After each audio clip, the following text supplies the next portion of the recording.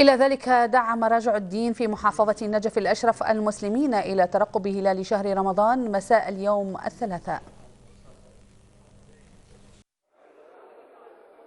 بداية الأشهر القمرية للتقويم الإسلامي تعتمد على ثبوت الرؤية الشرعية للهلال يوم 29 من كل شهر قمري، فإذا لم تتحقق الرؤية يعتبر يوم 30 مكملا للشهر القمري وهو آخر يوم في ذلك الشهر. جاء الاهتمام برصد حركة الهلال في بداية شهر رمضان المبارك والاعتناء برؤيته والاستهلال، لذلك ندعو الأخوة المؤمنين إلى مراقبة الهلال عسى أن يروه فيثبت بذلك رؤية الهلال. ورؤية هلال شهر رمضان هي رؤية متميزة لما يتمتع به الشهر هذا، يتمتع به الشهر الكريم من مواصفات عن باقي الأشهر، حيث نزل فيه القرآن هدى للناس وبينات من الهدى والفرقان وفيه ليلة القدر، ويتميز بالعبادة والمتميزات التي يتطبقها على المسلم الكريم في هذا الشهر.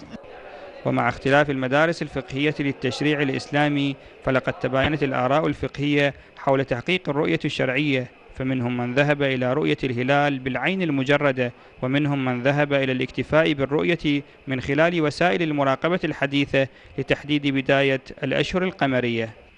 بداية هو المفروض اليوم يرى هلال شهر رمضان يعني قبل مغيب الشمس، لكن لصغر حجم الجزء المرئي من الهلال لا يمكن رؤيته حتى بالتلسكوبات.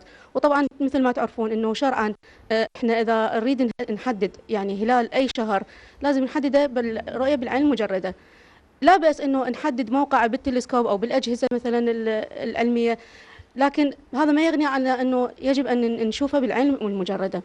ووفق الحسابات الفلكيه المعتمده عند مكتب آية الله العظمى السيد علي السيستاني في النجف الأشرف، يتوقع رؤية هلال شهر رمضان المبارك بالعين المجردة مساء يوم الثلاثاء، ولكن بصعوبة بالغة على ضوء الحسابات الفلكية، مع بقاء الأمر مرهونا على رؤية العين البشرية للهلال.